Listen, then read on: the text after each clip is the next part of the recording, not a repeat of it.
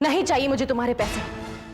किसी को पैसे देकर उसकी मदद करना बहुत आसान है और यही आसान रास्ता चुना है तुमने। अगर तुम्हें मेरी मदद करनी ही है तो जाओ, मेरे पापा को जाकर ढूंढो, जिनकी मुझे सबसे ज्यादा जरूरत है।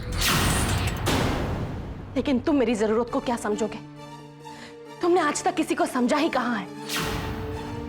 पलक, इस वक्त सवाल समझाने का और समझने का नहीं है। सवाल तुम्हारे घर का मान सम्मान बचाने का है। और तुम अच्छी तरह से जानते हो कि तुम्हारे पापा को ढूंढना कितना मुश्किल है, बल्कि नामुमकिन है, क्योंकि हमारे पास वक्त नहीं। इसलिए प्लीज मेरी बात समझने की कोशिश करो। मुझे कुछ नहीं समझना। मुझे तुमसे सिर्फ डिवोर्स चाहिए, सिर्फ डिवोर्स। बहुत जल्द तुम्हें डिवोर्स के पेपर्स मिल जाएंगे। उसके बाद तुम मेरा चेहरा कभी नहीं देखोगे। वैसे भी तुमने मेरे साथ जो कुछ भी किया वो बहुत है मेरे लिए। भगवान के लिए मुझे अपने हाल पे छोड़ दो।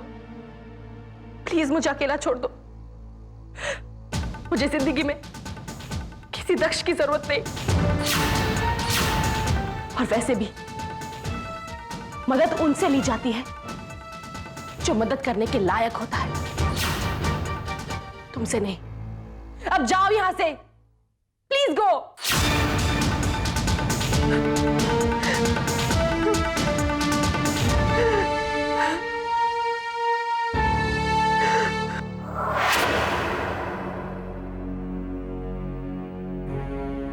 दक्ष, क्या हुआ? तुम पलक से मिलने गए थे? मिलने तो गया था, लेकिन मिलना अब हो नहीं पाएगा। पलक ने मेरी मदद लेने से इनकार कर दिया। उसने कहा कि मैं उसकी मदद करने के लायक ही नहीं। पलक को तुम्हारे साथ ऐसे नहीं करना चाहिए था दक्ष। तुम्हारा दिल नहीं दुखाना चाहिए था। नहीं आती, पलक ने जो कहा वो कम कहा, इनफैक्ट बहुत ही कम कहा। मैं तो इससे भी ज्यादा सुनने के लायक हूं। इस वक्त पलक पर क्या बीत रही है वो मैं अच्छी तरह समझ सकता हूं। पलक की जगह कोई और होता तो वो भी शायद यही कहता। गलती पलक की नहीं है, गलती हालात की है। काश पलक समझ पाती कि तुम उसे कितना समझते हो। दक्ष, ये चोट कैसे लगी? पलक के जख्मों के सामने ये जख्म कुछ भी नहीं। ये दर्द भी कितनी अजीब चीज होती है ना आरती। हम किसी के हमदर्द बन सकते हैं लेकिन किसी का दर्द नहीं ले सकते। हम किसी के आंसू पहुंच सकते हैं लेकिन उन आंसुओं को रोक नहीं सकते।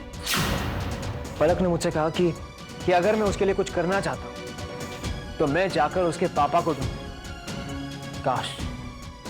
काश मैं उसके पापा को ढूंढ पाऊं। काश मैं उसकी सारी मुसीबतें दूर कर दूं। लेकिन ये कमबख्त किस्मत कभी मेरा साथ नहीं देती। हमेशा मुझे गलत साबित कर देती है।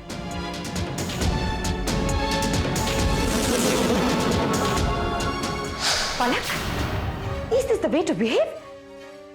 किस तरह बिहेव किया तुमने दक्ष के साथ? माना कि तुम्हें उससे पैसे नहीं लेने थे तो नहीं लेती बेटा, लेकिन उसे इस तरह जलील करने की, भला बुरा कहने की क्या जरूरत थी? एक तो बेचारा पहले ही किस्मत का मारा हुआ है और तुम्हें भी खो चुका है बेटा। लेकिन माँ, उस वक्त मैं अपने आपे में नहीं थी।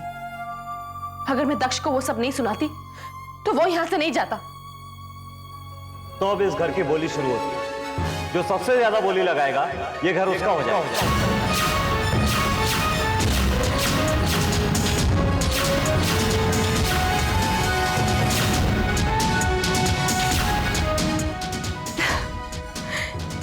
इस घर में मेरी सारी यादें बसी है, कुछ खुशी की, कुछ गम की।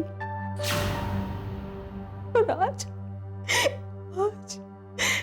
मेरा ये मंदिर नीलाम होने जा रहा है। तुम नहीं जानती पलक बेटा,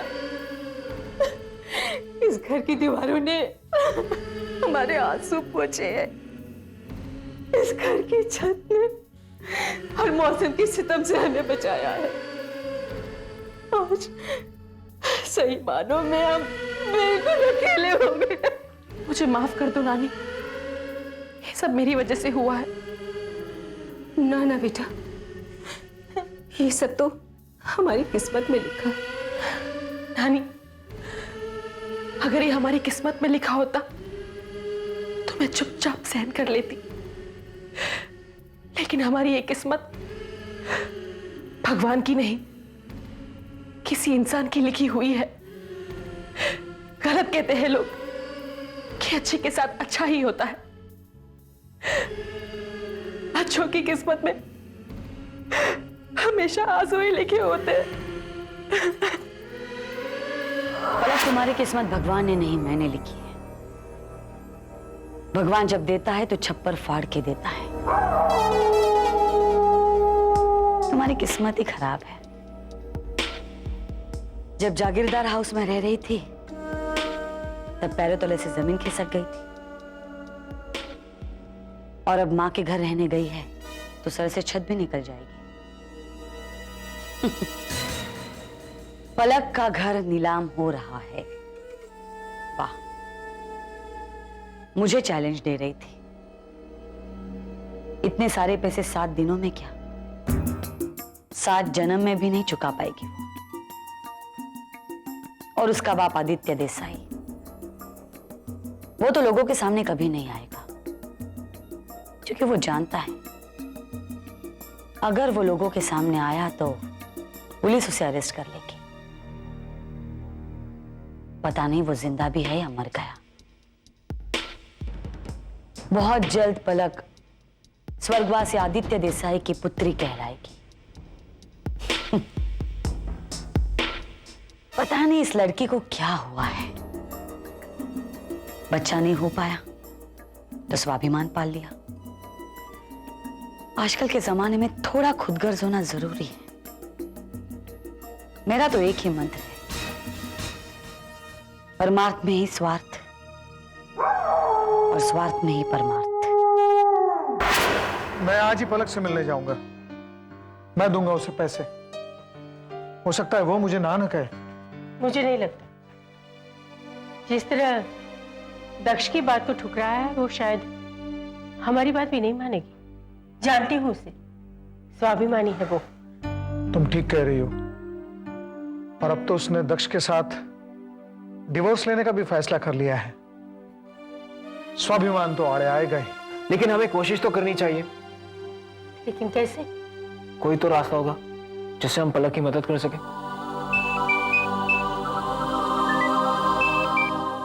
हाँ बोलो ईशान। 25 लाख। 25 लाख बस? 40 लाख। 40 लाख? मैम,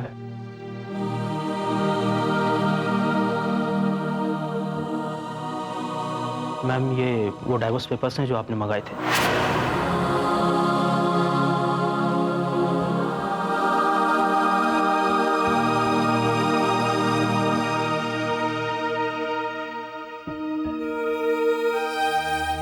चिंता मत कर बेटा,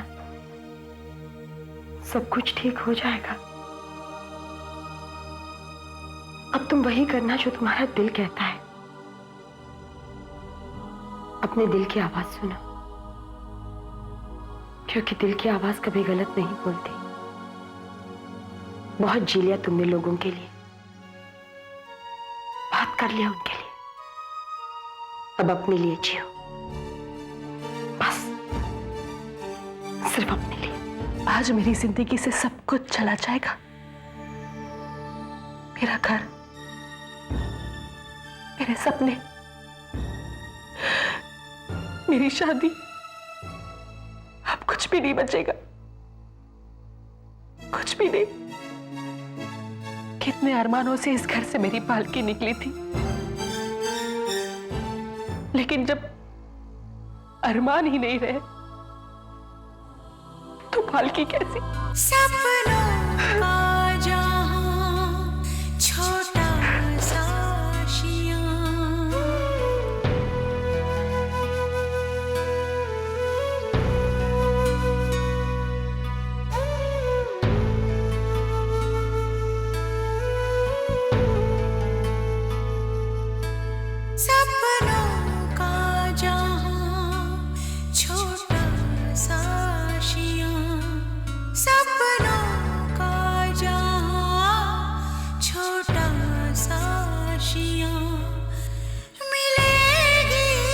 खुशी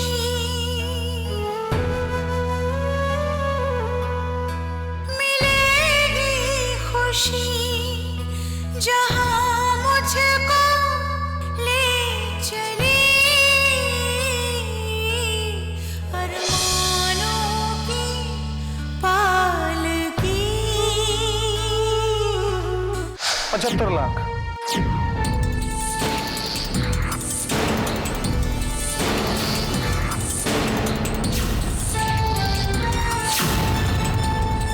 $75 लाख।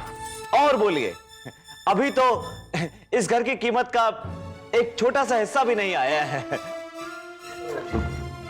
रुक जाओ बेटी, चंद्रकांत को रोको मत इस वक्त। तुम आओ मेरे साथ।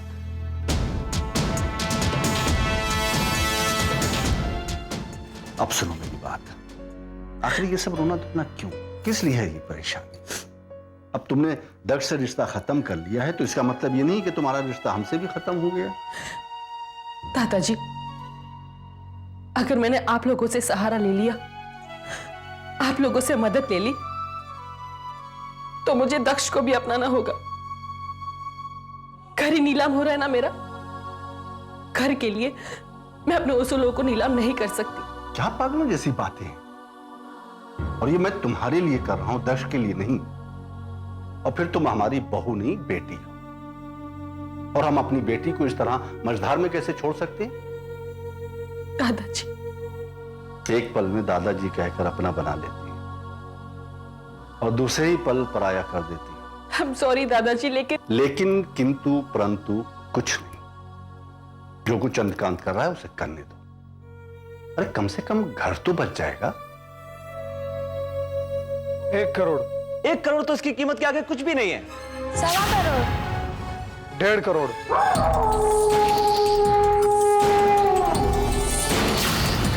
2 करोड़।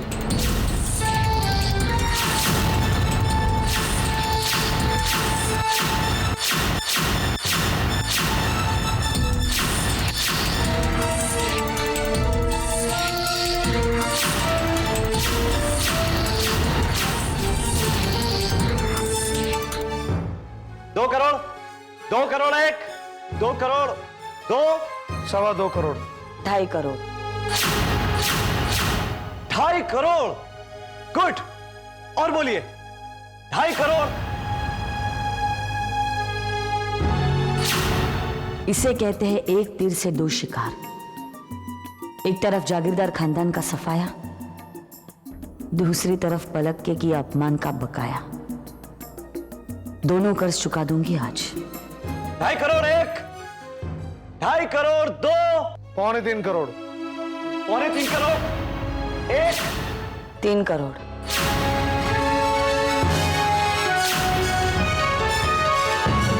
लगता है आज दिवालिया होकर ही रहेगा।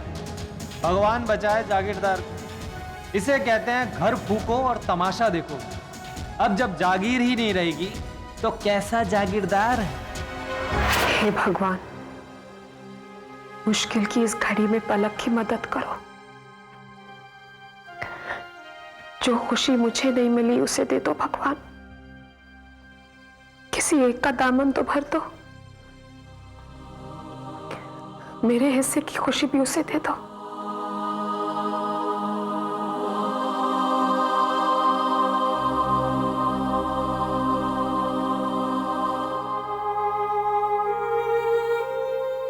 खामखा भगवान को कंफ्यूज कर रही है ये लड़की। भगवान, इसकी बातों से साफ जाहिर होता है ना इसे खुशियों की जरूरत है और ना पलक को। एक काम कीजिए, इन दोनों की खुशियां मुझे दे दीजिए। अरे मैं अपना दामन फैलाए खड़ी हूं ना।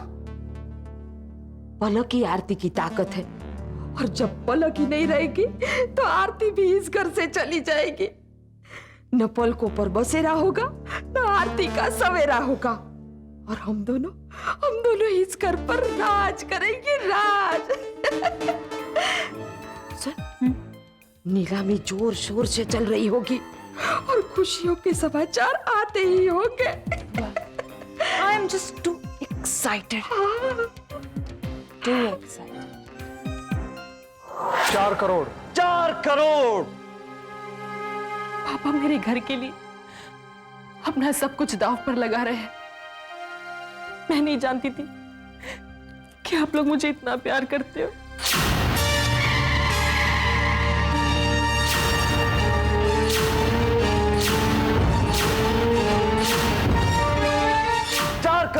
एक, 4 करोड़ 2, 4.5 करोड़।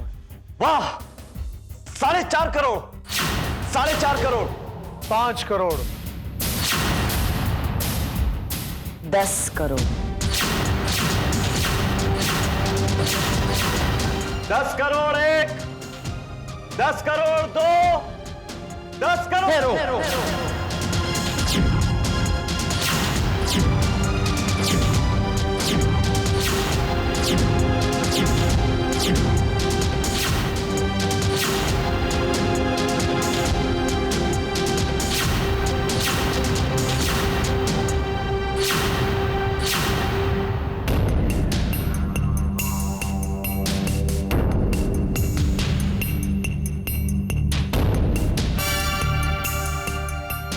इस नीलामी की कोई जरूरत नहीं है।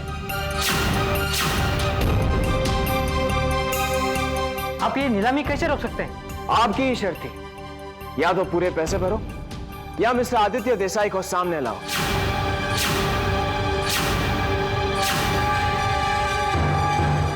पैसे तो आपने भरे नहीं, आदित्य देसाई सामने आने से रहे, तो फिर ये नीलामी तो होकर रहेगी। आप ये नीलामी नहीं रोक सकते। नीलामी उनकी होती है जिनका कोई नाम नहीं होता, लेकिन यहां अबरा जी के पति और पलक के पिता मिस्टर आदित्य देसाई खुद आ गए हैं।